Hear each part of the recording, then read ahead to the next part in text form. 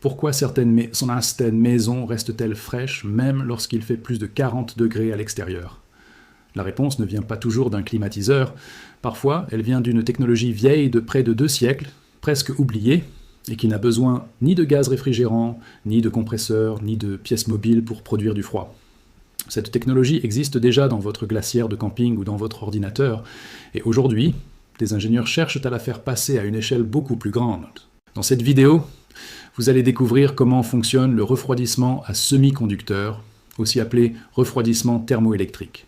Vous allez comprendre pourquoi cette technologie a été mise de côté pendant des décennies, où elle est utilisée aujourd'hui, et surtout quelles sont ses vraies limites face à la climatisation classique.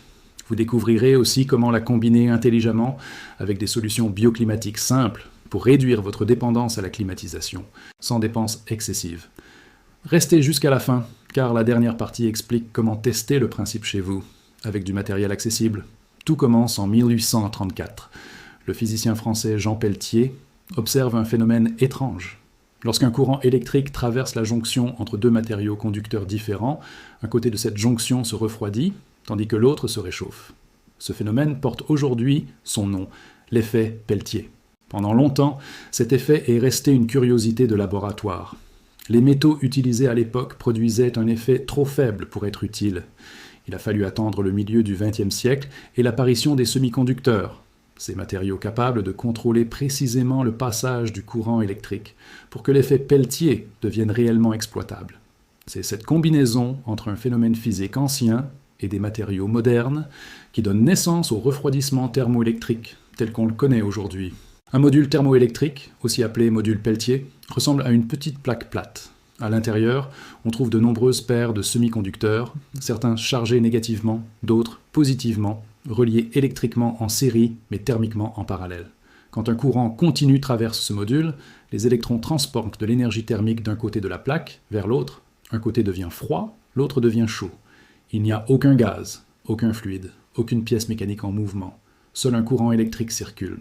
C'est fondamentalement différent d'un climatiseur classique, qui utilise un compresseur pour comprimer et détendre un fluide réfrigérant, créant ainsi un cycle de refroidissement. Le module Peltier, lui, transforme directement de l'électricité en différence de température. Le refroidissement thermoélectrique n'a jamais disparu. Mais il a été largement éclipsé par la climatisation à compression, beaucoup plus efficace pour refroidir de grands volumes. Dans les années 1960, l'industrie spatiale et militaire s'y intéresse fortement. Les modules Peltier sont utilisés pour refroidir des composants électroniques sensibles, car ils sont compacts, silencieux et fiables dans des environnements extrêmes. Mais pour un usage domestique à grande échelle, cette technologie a rapidement montré ses limites en matière de rendement énergétique, et la climatisation classique s'est imposée comme la solution dominante. Résultat, le grand public a largement oublié cette technologie, alors qu'elle continue d'exister discrètement dans de nombreux objets du quotidien. Il y a une autre raison à cet oubli. La climatisation à compression a bénéficié de décennies d'optimisation industrielle. Les usines produisent des compresseurs à très grande échelle, ce qui fait baisser leur coût de fabrication. Le refroidissement thermoélectrique, lui, est resté cantonné à des marchés de niche, ce qui n'a pas permis les mêmes économies d'échelle. Moins de production signifie moins d'investissement en recherche, et donc une progression plus lente de la technologie au fil des décennies. Le premier avantage, c'est l'absence de fluide réfrigérant. Les climatiseurs classiques utilisent des gaz qui, en cas de fuite, peuvent avoir un impact environnemental important. Un module Peltier n'a besoin d'aucun gaz. Le deuxième avantage, c'est l'absence de pièces mécaniques mobiles. Pas de compresseur, pas de moteur qui tourne. Cela signifie moins d'usure, moins de bruit, et potentiellement une plus grande durée de vie pour le module lui-même. Le troisième avantage, c'est la précision. En ajustant simplement l'intensité du courant électrique, on peut contrôler très finement la température obtenue, ce qui est utile pour des applications scientifiques ou médicales. Enfin, la taille compacte de ces modules permet de les intégrer dans des espaces très réduits, là où un système de climatisation classique serait impossible à installer. Prenons un exemple concret pour bien comprendre l'intérêt de cette technologie. Imaginez un petit boîtier de stockage médical qui doit maintenir une température stable pour conserver des échantillons sensibles. Installer un compresseur classique dans un espace aussi réduit serait complexe, bruyant, et générerait des vibrations susceptibles de perturber les échantillons. Un module thermoélectrique, lui, tient dans quelques centimètres carrés, fonctionne sans vibration, et permet un contrôle de température au dixième de degré près. C'est exactement ce type de contexte où cette technologie surpasse la climatisation classique, non pas en puissance, mais en précision et en discrétion. Il serait malhonnête de présenter cette technologie sans parler de ses limites, car elles sont importantes.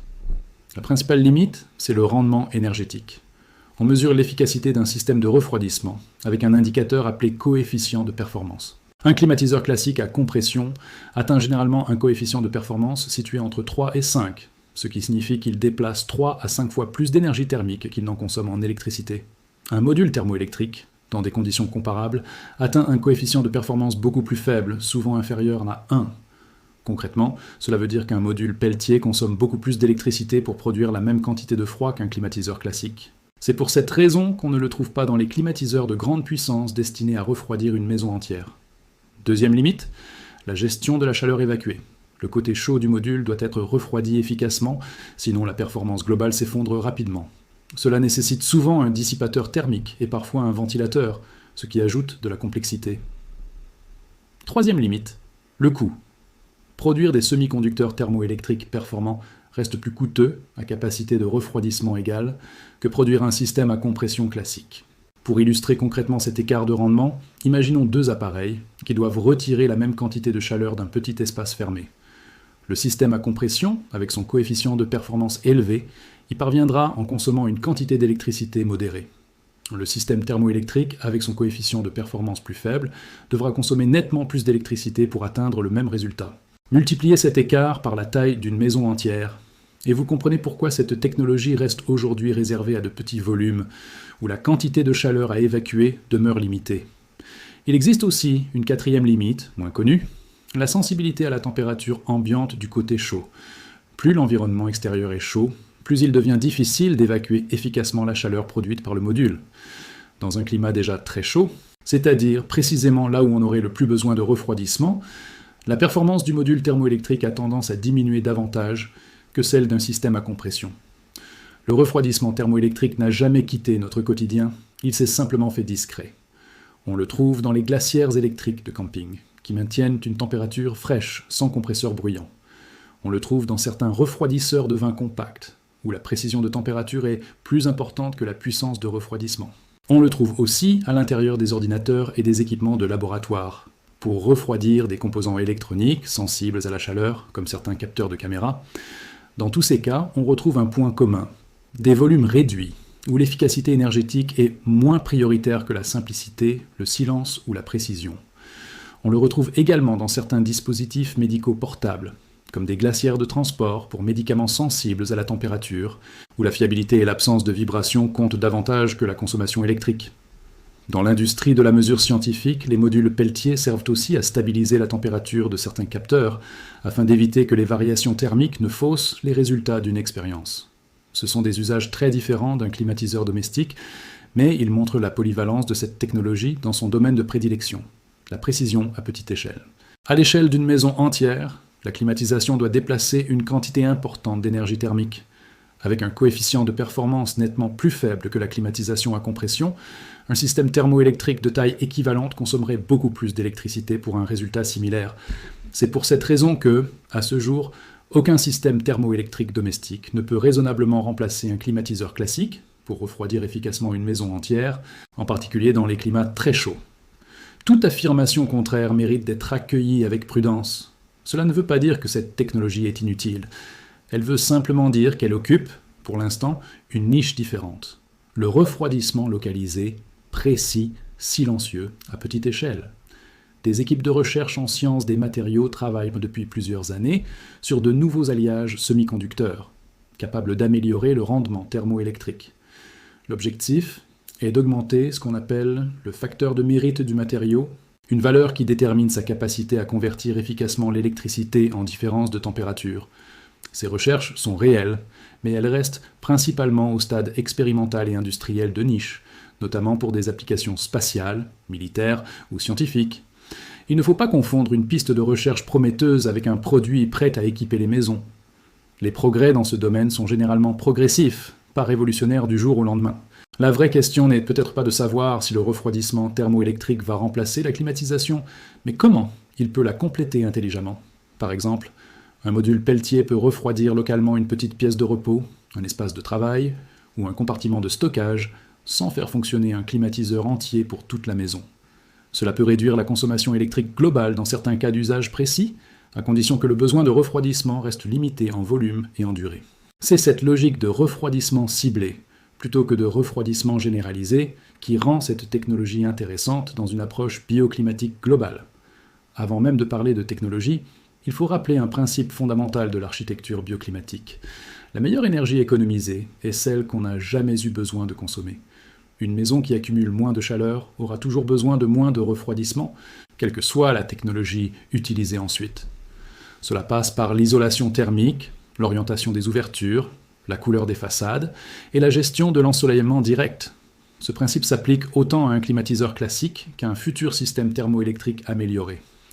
La ventilation naturelle repose sur un principe simple, créer un courant d'air qui évacue la chaleur accumulée en exploitant les différences de température et de pression entre l'intérieur et l'extérieur. Ouvrir des fenêtres opposées crée une ventilation traversante, qui peut faire chuter la température retenue de plusieurs degrés dans certaines configurations. Ce principe fonctionne particulièrement bien le soir et la nuit, lorsque l'air extérieur devient plus frais que l'air intérieur. Cette solution dépend fortement du climat local, de l'orientation du logement, et de la présence ou non d'ouvertures opposées. Dans un climat très humide, ou dans un logement mal orienté, son efficacité sera plus limitée. Une bonne isolation ne sert pas seulement à garder la chaleur en hiver, elle sert aussi à ralentir l'entrée de la chaleur en été. Un toit mal isolé peut devenir la principale source de surchauffe d'un logement, car il reçoit un rayonnement solaire direct pendant de nombreuses heures. Isoler correctement les combles, utiliser des matériaux à forte inertie thermique ou installer des protections solaires extérieures comme des volets ou des stores peut réduire significativement les besoins en climatisation sans consommer une seule unité d'électricité supplémentaire. Certaines habitudes, souvent anodines, aggravent la surchauffe d'un logement sans qu'on s'en rende compte. Laisser les volets ouverts en pleine journée sur une façade exposée au soleil laisse entrer un rayonnement thermique important, qui se transforme ensuite en chaleur emmagasinée dans les murs et les meubles. Cette chaleur redescend ensuite dans la pièce pendant plusieurs heures, parfois jusque tard dans la soirée. Faire fonctionner des appareils électroménagers qui produisent de la chaleur, comme un four ou un sèche-linge, pendant les heures les plus chaudes, ajoute une charge thermique inutile à l'intérieur du logement. Décaler ces usages en début ou en fin de journée peut réduire sensiblement la température intérieure. Et enfin, négliger l'entretien des systèmes de ventilation existants, comme des grilles d'aération bouchées par la poussière, réduit leur efficacité et empêche l'air chaud de s'évacuer correctement. L'inertie thermique désigne la capacité d'un matériau à absorber, stocker, puis restituer progressivement la chaleur. Les murs en pierre, en terre crue ou en béton épais possèdent une forte inertie thermique. Pendant la journée, ils absorbent une partie de la chaleur au lieu de la laisser pénétrer immédiatement dans la pièce. La nuit, lorsque la température extérieure baisse, ils restituent lentement cette chaleur accumulée. C'est un principe que l'on retrouve dans l'architecture traditionnelle de nombreuses régions chaudes, où les maisons aux murs épais restent naturellement plus fraîches en journée. Ce principe fonctionne particulièrement bien dans les climats à forte amplitude thermique entre le jour et la nuit. Dans les régions où la nuit reste presque aussi chaude que le jour, l'efficacité de l'inertie thermique seule devient plus limitée, et il faut alors la combiner avec d'autres stratégies, comme la ventilation ou l'ombrage. Voici plusieurs actions concrètes, réalisables avec des matériaux courants, en gardant à l'esprit que leur efficacité dépend de votre climat et de la configuration de votre logement. Fermez les volets ou les rideaux occultants pendant les heures les plus chaudes de la journée, en particulier sur les façades exposées au soleil direct. Cela limite l'apport de chaleur par rayonnement. Ouvrez les fenêtres en soirée et tôt le matin, lorsque l'air extérieur est plus frais que l'air intérieur, pour créer un renouvellement d'air naturel. Vérifiez l'isolation de vos combles ou de votre toiture, car c'est souvent la zone qui accumule le plus de chaleur dans une maison individuelle. Si vous souhaitez expérimenter le principe du refroidissement thermoélectrique à petite échelle, un module Peltier associé à un dissipateur thermique et à un ventilateur peut refroidir un petit espace ou une petite glacière. C'est une excellente façon de comprendre concrètement cette technologie, mais gardez à l'esprit qu'elle n'est pas conçue pour remplacer la climatisation d'une pièce entière.